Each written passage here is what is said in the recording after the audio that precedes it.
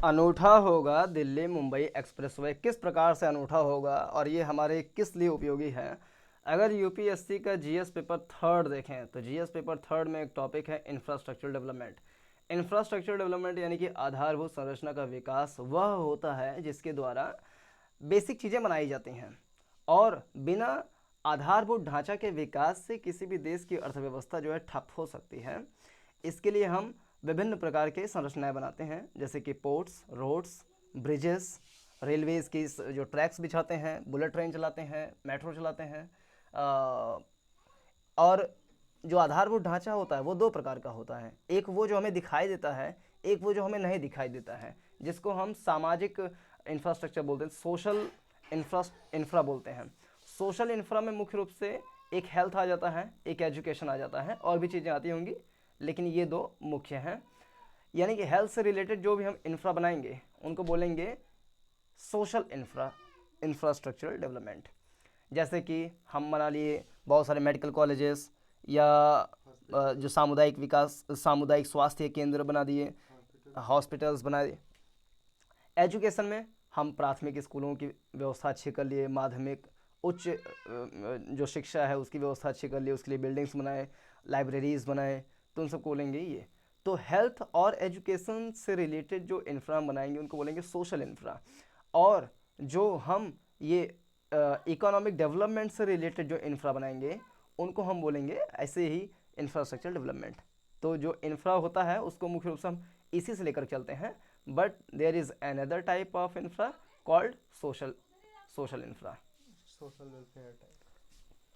अब इसी में से एक एग्जांपल ये है, तो हो सकता है इसको प्रीलिम्स में पूछ लें। मेंस में तो नहीं पूछेगा ऐसा चीज़, क्योंकि बहुत सारे एक्सप्रेसवे बनते रहते हैं, लेकिन हाँ, एक्सप्रेसवे या रोड कनेक्टिविटी से किस प्रकार से देश का विकास होता है, इस प्रकार से एक हॉलिस्टिक क्वेश्चन पूछ सकता है, जिसमें हम इस वाले आर्टिकल का एक एग्जाम्पल उसमें डाल सकते हैं। तो देखते हैं ये क्या एग्जाम्पल है जो बन रहा है। एक्सप्रेसवे एक चौड़ी रोड होती है, कई लेन का ये बनाया जाता है, जिसमें कई गाड़ियाँ एक साथ आवागमन करती हैं। जैसे ये है तो एक लेन, दो लेन, तीन लेन, चार, पाँच लेन का, आठ लेन का भी होता है, उसको बोलते हैं एक्सप्रेसवे। जो हाईवे होता है वो मुख्यतः दो लेन का होता है। हाईवे दो लेन का होता है, इधर से जा रही है कि इधर से आ रही है, एक ऐसा। लेकिन एक्सप्रेसवे कई लेन का हो सकता है, जैसे कि दिल्ली आगरा यमुना एक्सप्रेसवे जो है वो एक एक्सप्रेसवे है। एक्सप्रेसवे की एक खासियत और होती है कि ये बड़ी जो हमारे ये परिवहन के साधन हैं वो बहुत तेज़ मूवमेंट करते हैं, और ये बाकायदे अच्छे से टोल टैक्स पे करते हैं, जिसके कारण से इनका जो आवागमन है वो आराम से हो जाता है, तेज़ी से हो जाता है।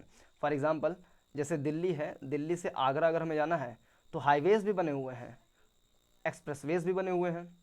लेकिन जिसको फटाक से आराम से जल्दी चला जाना है यहाँ पर, तो वो एक्सप्रेस वे का यूज़ करेगा। बीच में एक आध नाका आ जाएगा, आगरे में आता है, उस जो है टोल पे अपना पे कर दिए और आराम से जो उनका गमन हो गया। अभी तो फास्ट टैग वाली व्यवस्था हो गई है, तो आराम से स्कैन कर लेता है खड़े खड़े, और आराम से वो जाने की अनुमति देता है। तो ये हाईवे और एक्सप्रेस वे में डिफरेंस है बेसिक। अब एक इसी में एग्जाम्पल बन रहा है दिल्ली मुंबई एक्सप्रेस वे। दिल्ली से मुंबई के बीच में एक्सप्रेस वे का निर्माण। अब ये प्रोजेक्ट क्या है एक नज़र में देख लें, तो दिल्ली के अंदर में अगर देखेंगे तो 9 किलोमीटर का हिस्सा जो है, ये दिल्ली मुंबई एक्सप्रेसवे का जो 9 किलोमीटर का हिस्सा जो है दिल्ली से गुजरेगा, और इसके निर्माण में 1800 करोड़ रुपए का खर्चा आ रहा है। ये सब कभी पूछेगा नहीं, लेकिन ऐसे देख लें। हरियाणा से ये जाएगा 160 किलोमीटर, और इनके निर्माण में 10,400 करोड़ रुपए खर्च आएगा वहाँ पर। राजस्थान से गुजरेगा, लेकिन प्रश्न ऐसा पूछ लेते हैं कि ये दिल्ली मुंबई एक्सप्रेस वे जो है ये किन किन राज्यों से होकर के गुजरेगा, ऐसा प्रश्न जो है कई बार पूछा गया है। जैसे कि यूपी में कोई कॉरिडोर बना था, जो कि 7-8 जिलों से होकर के जा रहा था, तो उसमें जिला से पूछ लेता कि किस जिले से ये वाला कॉरिडोर नहीं जाता है। ऐसे ही ये पूछ लेगा कि दिल्ली मुंबई एक्सप्रेसवे किस राज्य से नहीं जाता है। तो जाता है कहाँ कहाँ से, एक दिल्ली से जा रहा है, हरियाणा से जा रहा है, राजस्थान से जा रहा है, इसके अलावा मध्य प्रदेश से भी जा रहा है। 245 किलोमीटर का रास्ता जो है मध्य प्रदेश से भी जा रहा है, जिसके लिए 11,100 करोड़ रुपए खर्चा हो रहा है। गुजरात से भी जाएगा और महाराष्ट्र से भी जा रहा है, तो बहुत ही लंबा है। तो इसका फिर से अगर रिकॉल करें इधर अलग से, तो सबसे पहला दिल्ली, उसके बाद हरियाणा, हरियाणा के बाद राजस्थान, राजस्थान के बाद मध्य प्रदेश, मध्य प्रदेश के बाद गुजरात, गुजरात के बाद महाराष्ट्र, यानी 1 2 3 4 5 6 5 स्टेट्स और 1 यूनियन टेरिटरीज से होते हुए ये मुंबई दिल्ली मुंबई एक्सप्रेसवे जो है वो जाएगा।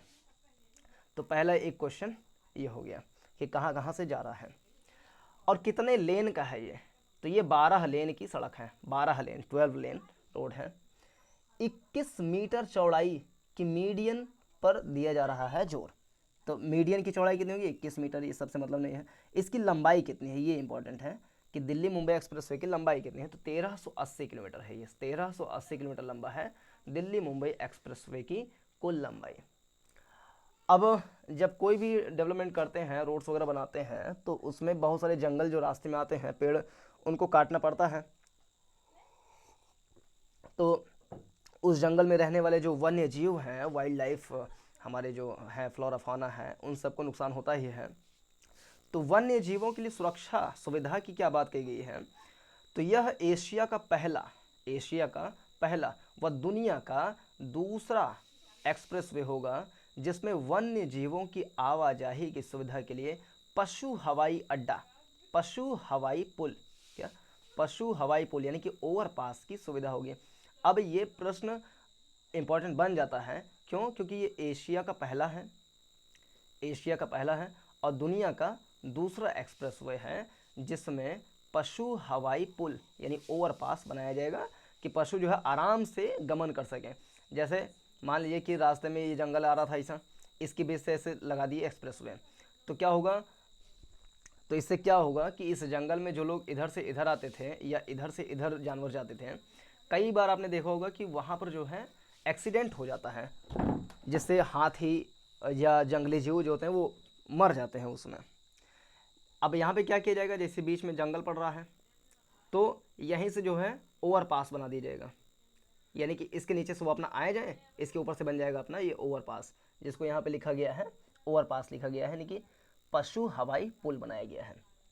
यहाँ पे देखिए इसका स्ट्रक्चर भी अगर दिखाया गया हो, ये है, यहाँ पे ऐसे ये है, तो ये आराम से जा रहा है नीचे। NHAI national highway authority of India बोलते हैं इसको, NHAI national highway authority of India. तो ये आसपास में ये जंगली वाला क्षेत्र है, तो पशुओं के आवागमन में दिक्कत होती, तो क्या कर दिए, नीचे से ही इसका बना दिया आराम से। तो ये एशिया का पहला और विश्व का दूसरा ऐसा एक्सप्रेसवे है जो जंतुओं की सुविधा के लिए ओवरपास की सुविधा प्रोवाइड करता है। 8 लेन की सुरंग भी होगी, 8 लेन की 2 सुरंगें भी होंगी। अरे कितना अच्छा लग रहा है यहाँ पे।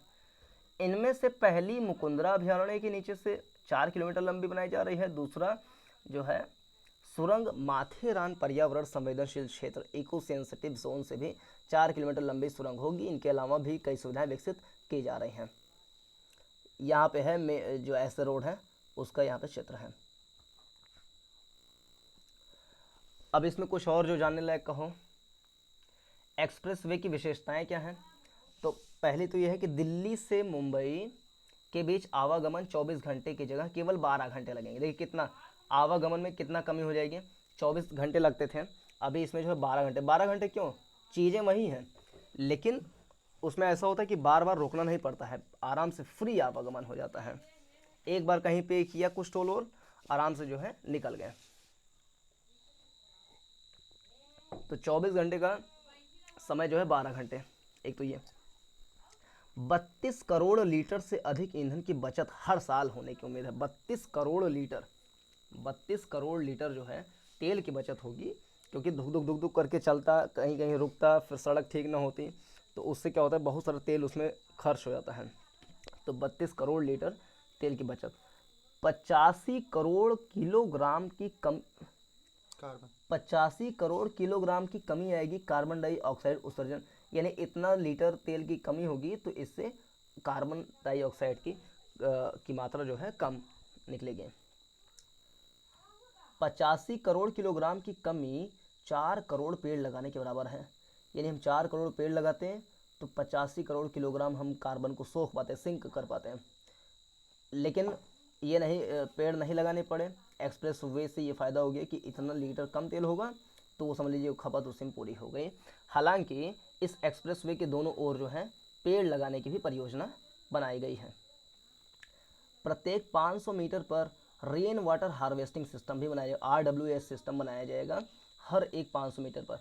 मतलब जैसे ये रोड है तो रोड पे हर 500 मीटर पे एक बना दिया जाए किनारे रेन वाटर हार्वेस्टिंग की सुविधा, ताकि जो भी पानी बरस रहा है, सड़क पे बहुत सारा पानी होता है, इधर उधर बह जाता है, तो ऐसा व्यवस्था रहेगा कि पानी पाइप के माध्यम से, इसका जो स्लोप बनेगा, मान लीजिए ये स्लोप है, ऐसे स्लोप है, तो जो भी पानी होगा वो कहीं ना कहीं हल्का सा कुछ करेंगे पाइप के माध्यम से, वो आ जाएगा किनारे और उसको हार्वेस्ट मतलब इकट्ठा कर लेंगे, कलेक्ट कर लेंगे। तो ये एक अच्छी परियोजना है। निर्माण सामग्री क्या लग रहा है? एक्सप्रेसवे के निर्माण में 12 लाख टन से ज़्यादा पुल लगेगा, ये लगेगा, मिट्टी को स्थानांतरित किया जाएगा बहुत सारे, तो ये सब तो लगता ही हर चीज़ में। और इससे एक फ़ायदा तो ये है कि बहुत सारे इसमें जो है रोज़गार सृजित होंगे। 50 लाख से अधिक मानव दिवस, यानी कुल मिलाकर के बहुत सारे इसमें रोज़गार सृजित होंगे। इंजीनियर, आर्किटेक्ट, बहुत सारे लेबर, इन सबको रोज़गार मिलेगा। 80 लाख टन सीमेंट की खपत होगी, सीमेंट की खपत होगी इससे, तो इससे सीमेंट उद्योग को भी प्रोत्साहन मिलेगा। तो ये है एक्सप्रेसवे की विशेषताएं। तो इसमें जो है इतना चीज़ें मेरे ख्याल से जानने लायक का था, जिसको डिस्कशन हमने कर लिया। 1380 किलोमीटर लंबा है और दिल्ली, हरियाणा, राजस्थान, मध्य प्रदेश, गुजरात और महाराष्ट्र, मध्य प्रदेश से होकर के ये जा रहा है। इसमें खास बात क्या है कि एशिया का पहला और विश्व का दूसरा ये ओवरपास की सुविधा बनाई जा रही है। 32 करोड़ लीटर तेल कम लगेगा, मतलब बचेगा, जिससे 85 करोड़ किलोग्राम जो है CO2 को, 85 करोड़ किलोग्राम CO2 का उत्सर्जन उससे कम होगा। यानी ये 85 करोड़ पेड़ लगाने के बराबर था। यानी कि एक पेड़ जो है 1 किलो कार्बन डाइऑक्साइड जो है सोखता है। 4 करोड़ पेड़ लगाने 4 करोड़, जी 4 करोड़ पेड़ लगाने की बराबर है, ठीक है। यानी कि एक पेड़ जो है वो 85 भागे 4 करेंगे तो 2, 1, यानी करीब करीब 21 किलो कार्बन डाइऑक्साइड सोखता है एक पेड़। इस हिसाब से देखें तो ये फ़ायदा है। यानी इकोनॉमिक जो है इकोनॉमिकली, एनवायरमेंटली रूप में, और ये बहुत सारी इसमें व्यवस्थाएँ हैं। तो इस वीडियो में इतना ही। पूरा देखने के लिए बहुत बहुत धन्यवाद। नमस्कार, जय हिंद।